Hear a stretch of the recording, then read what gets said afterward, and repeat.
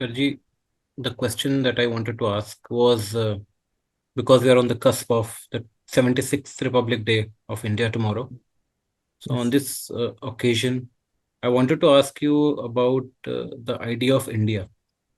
So, Mm. right now, when we look at news, and anyone who is reasonably aware would know that we are living in a world of identity politics and societal changes.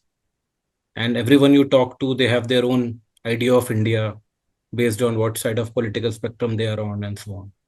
So, I wanted to ask you, in this day and age, how do we preserve and evolve the idea of India and what it is according to you? India is not really an idea, first thing. Ideas are things of the ego. Ideas are things of desire and imagination.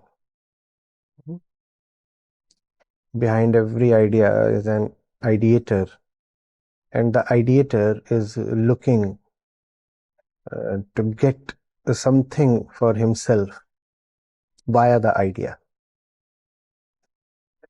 That's not what India is. Nation. We talk of the Indian nation. What is a nation? First thing.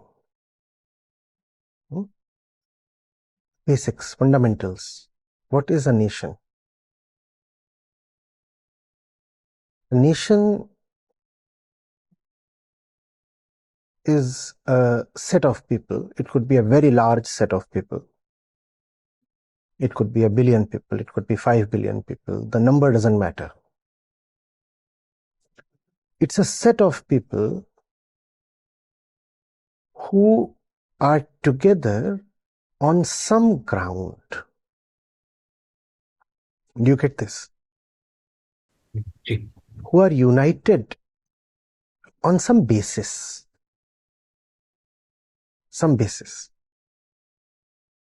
Right? Now, that doesn't seem like a very deep thing to say, because whenever people are together, obviously there is some or the other basis present,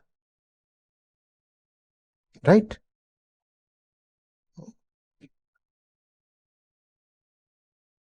That basis is the basis of nationhood. And just as all the reasons that bring people together are not of the same quality, similarly, the foundations of all nations are not equally deep.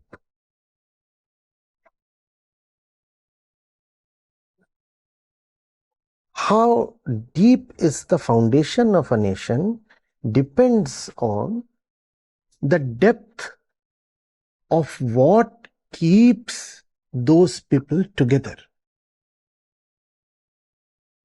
right? 5 people may come together to have a good time in the evening. Nothing else to do. Have a spare hour. Let's just go out and gossip. And that's what is keeping them together at this hour. Now, this is togetherness on a very flimsy basis. No? A basis is indeed present, but the basis has no depth. These 5 people have come together due to some little shallow reason. This togetherness will bring no goodness to these 5 or to the others, right? Similarly, nations have their basis. After all that you need is a set of people, a community where people identify with each other, right? They say we are one, we are together, we have something in common. I'm more like this one than that one. I identify with this one. Now, what is the basis of that identification? Why do these people think of each other as brothers and sisters or members of one community? That's the question to be asked. And that's a very, very important question. Because, mind you, we have seen, history tells us that nations can even be founded on very narrow kind of basis, very shallow foundations. There are instances of nations where the founding principle was food habits. We all eat the same way, therefore we are a nation. There are a lot of nations in the modern world where one of the important bases is language. We speak the same language, therefore we are a nation. And what to say of geography? We live in areas that are geographically close by or adjacent to each other, materially contagious. Therefore, we are a nation. Are you getting it? So you live in the house next to mine, hence you are my brother. This kind of a logic. What makes you all call each other brothers and sisters? Well, we all live within 1 kilometer of each other. Hence, we are brothers and sisters. There are so many nations that are founded on this. We all live at places that lie next to each other. Therefore, we are a nation, one nation. And why are those people not the same nation? Because they live far away. Hence, they are separate. We can even call them enemies because they live at a distant place. Does this make any sense? It makes no sense. Color of the skin. I am green, you are green, so we are a nation. We all are little green men and women, therefore we constitute a nation. And they are tall blue ones, so they are aliens. What kind of unity is this? What kind of identity is this? Ethnicity, genetics, purity of blood, whatever that means. Of course, religion, the huge elephant in the room. We follow the same belief system, the same dogma, the same books, the same God. Therefore, we are a nation.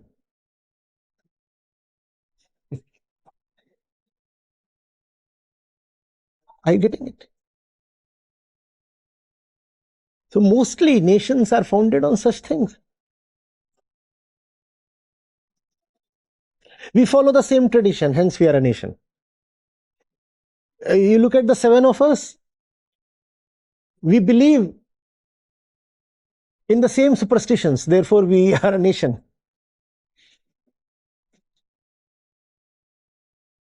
No, this is divisive, this is violent, this is full of ignorance.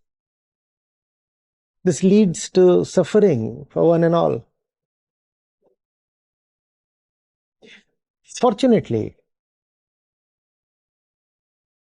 India has a much deeper national foundation. And hence I said India is not an idea.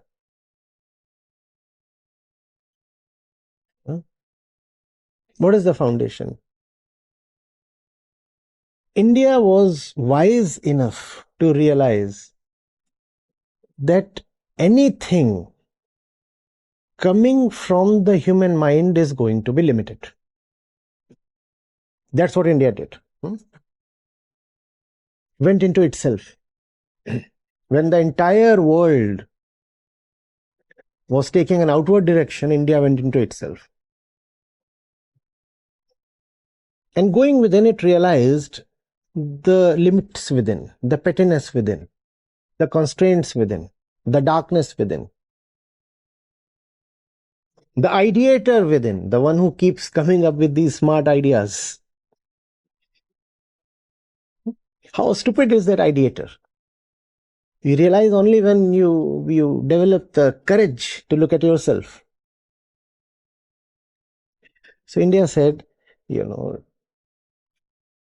two people coming together on the basis of an idea or thought or principle can never be a truly great thing. I believe in something, you too believe in something, we share thoughts. So we come together and we call ourselves a nation. That can never be a good thing.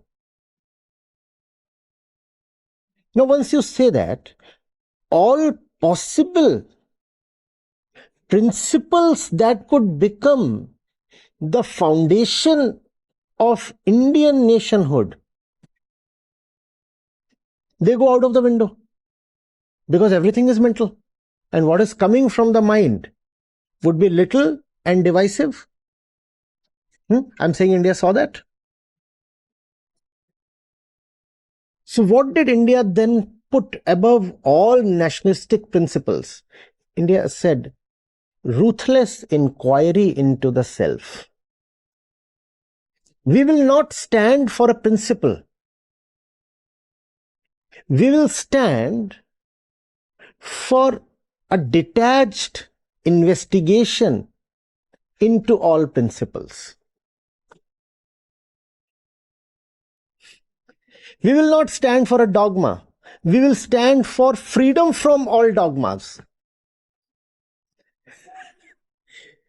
We will not stand for a particular idea. We will stand for examination of all possible ideas. We will not stand for anything under the sun. We will stand for liberation from everything under the sun.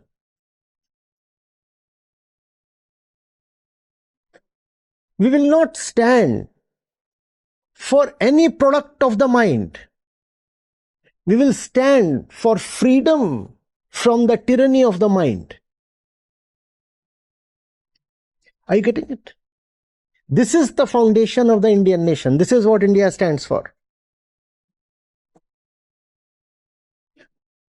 So all nations are governed by principles, and India is governed by freedom from all principles. And that's what makes India free, liberal, accommodative, tolerant, and therefore inherently extremely strong and vibrant. But only as strong and only as vibrant as is the depth of the Indians' understanding about the reality of India.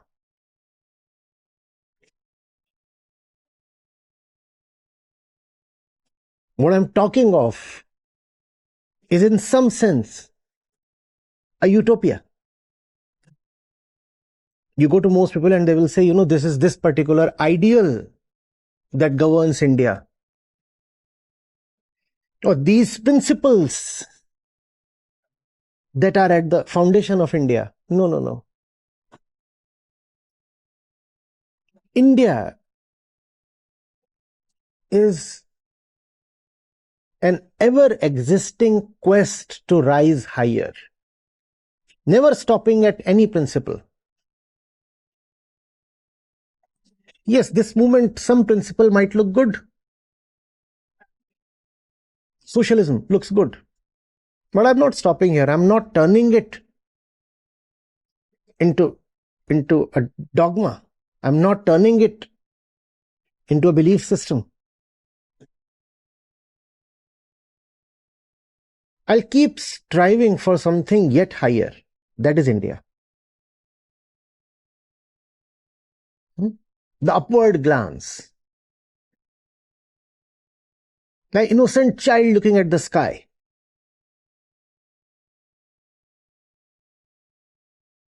Do there have to be limits? No, no, no. Ultimate freedom, that is India. That is at the base of the Indian nation. And as long as that remains as at the base of the Indian nation, India will remain eternal. India is not a political construct. India is not a thing on the world map. These are small things. The maps of the world keep changing. No? 1947, the map of India didn't have Goa and Sikkim.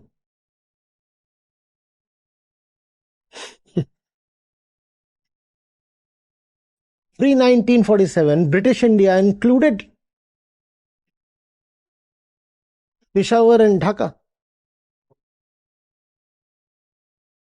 And there have been times when even Kabul and Southeast Asia and Burma,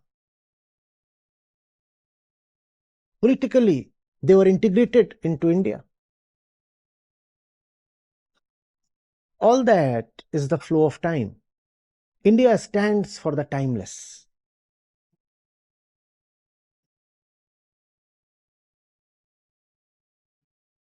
As a nation, India is extremely unique.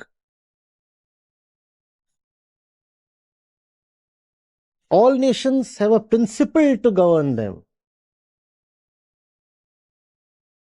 India has inquiry to govern itself. India realized all principles are limited. All principles will ultimately breed violence. And all principles will ultimately be destroyed. All principles contain within themselves their own destruction.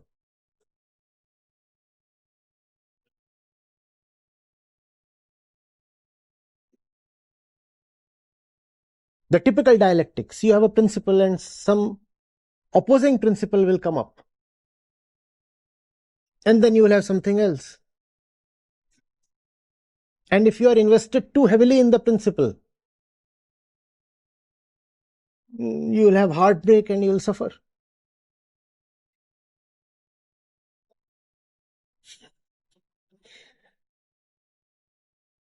In 1947, political independence,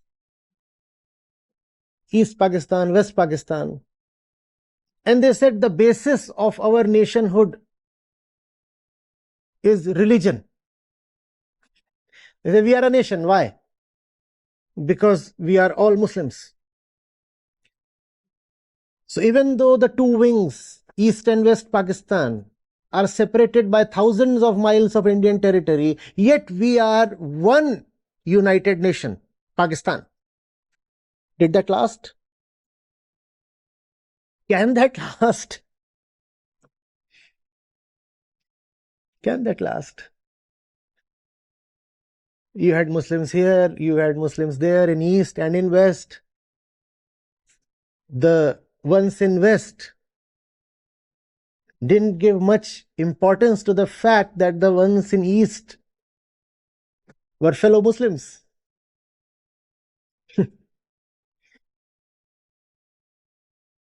When elections were held for the Central Assembly, the Parliament, the Pakistani Parliament.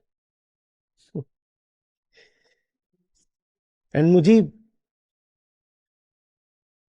got a majority. The fellow Muslims in the West refused to let him form the government. Huh? But you are a nation. And you said that if we follow the same religion, then we are brothers. That didn't happen. Ego trumps everything.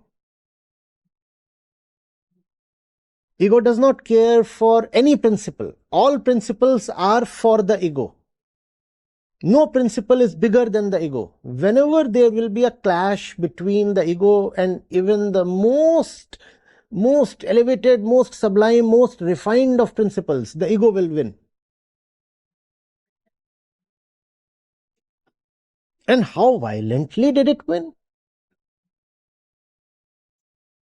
71 has been one of the biggest genocides of the last century.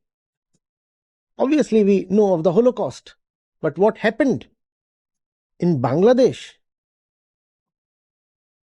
was terrible.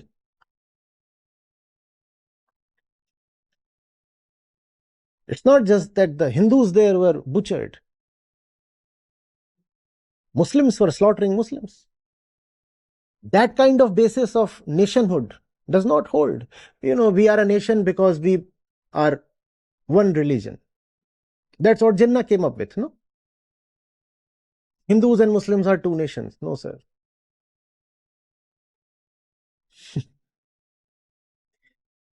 Religion does not suffice to really hold a people together. People can live truly together only when they are united by the truth, an unwavering commitment to the truth. And that's what India stands for. That's what India at least should stand for. An unwavering commitment to the truth. Not to fanaticism. Not to hooliganism. Not to some nationalistic idea, but to the truth itself. And to a great extent, India has successfully done that over the centuries. And that's why even when we did not politically exist as a state, yet we always existed as a nation. Isn't that beautiful? They could come and take political control of our territory. That's fine. We fought back.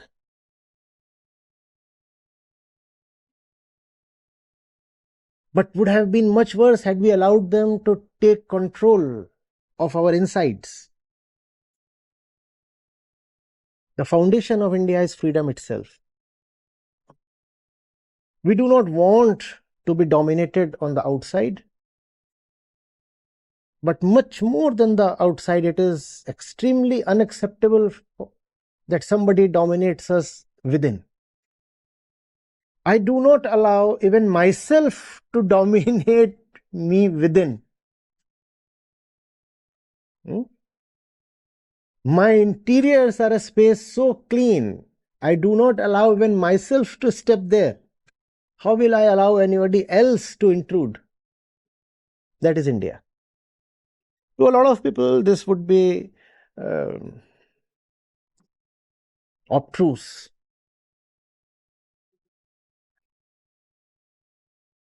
They'll say this is all just too abstract. It is not abstract. You must understand this if you want to truly call yourself Indian.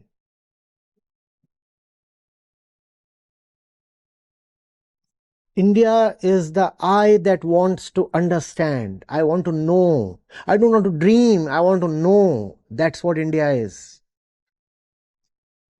That's the beauty and greatness of India. And if Indians refuse to see and know, then Indians can no longer call themselves beautiful or great. India will always remain great and beautiful. But there is no guarantee that Indians would be automatically great and beautiful. No. It's a choice. It's a price you have to pay. It is always very comfortable within your belief system, within the paradigm of your assumptions and superstitions and desires. It requires guts to be a true Indian. One has to fight the battle within. Else you can develop any kind of random way to separate man from man.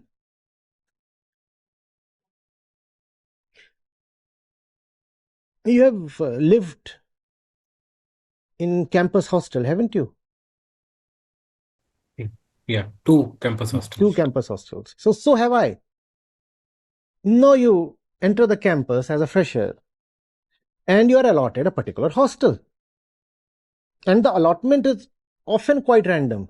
It depends on your entry number or your rank or some other random criteria. Maybe the letter your name begins with. Some criteria, and you are allotted a particular hostel. And then you are supposed to be loyal to the hostel and you are supposed to fight the other hostels down. What kind of basis of unity is this? Random, so random. And you are supposed to commit your energies to this. And you are supposed to really take the other hostels as your enemy.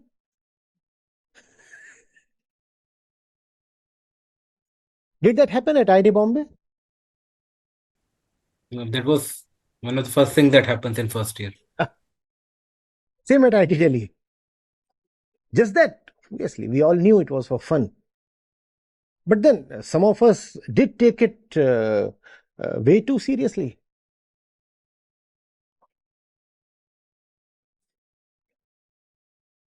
And you are a kind of traitor if you didn't participate in inter-hostel wars.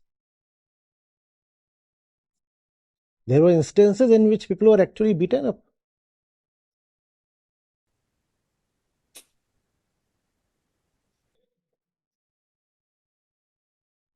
You can find any random way to divide people. Within the hostel, there were regional groups. So there was this group from Bihar, there was this group from Andhra, obviously from Tamil Nadu, and all the places, Gujarat. You name the region, and you have groups there.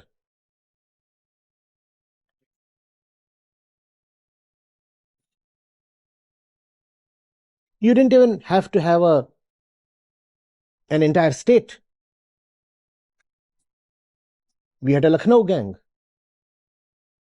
Even a city suffices. We are together because we belong to the same city, and hence everybody else is an alien. Let's be divided. The ego is always looking to create boundaries. Only within boundaries can the ego survive. Now, there is a kind of nationalism that deepens those boundaries. And there is a kind of nationalism that destroys boundaries. India stands for the latter. Are you getting it? Just because you are born on Indian territory, the subtle fact is that you do not qualify to be called a real Indian. obviously, technically, you will be an Indian. You will hold the Indian passport, and the entire world would call you an Indian.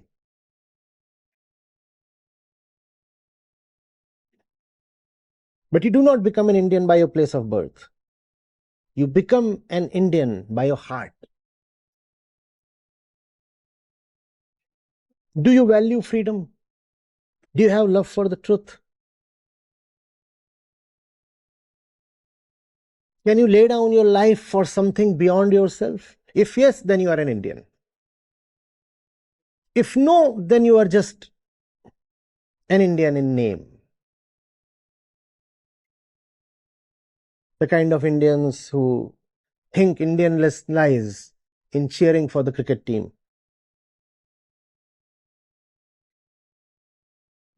Hmm? Or beating other people down, or berating other countries.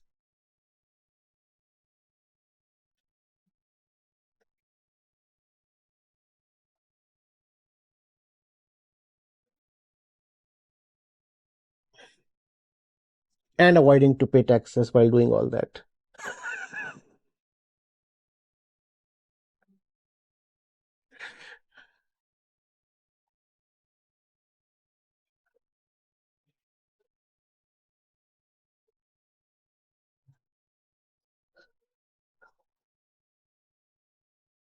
India is a spirit. Hmm? And the spirit that you find in Vedanta. The spirit that does not impose anything on the mind.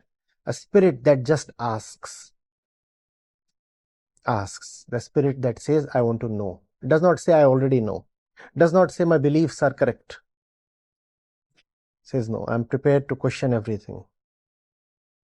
I'll not let any consideration be too much on me. Nothing is bigger than truth.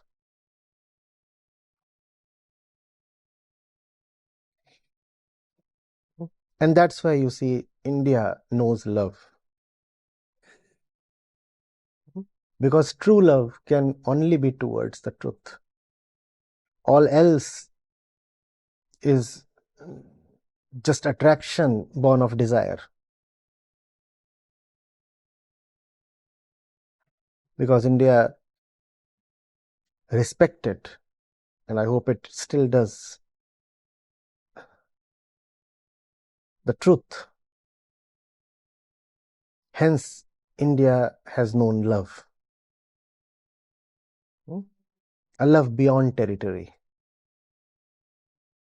A love beyond ethnicity. A love beyond materiality.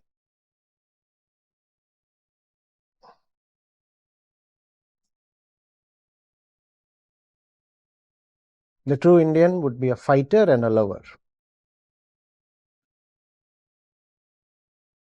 He fights what is untrue because he loves the truth.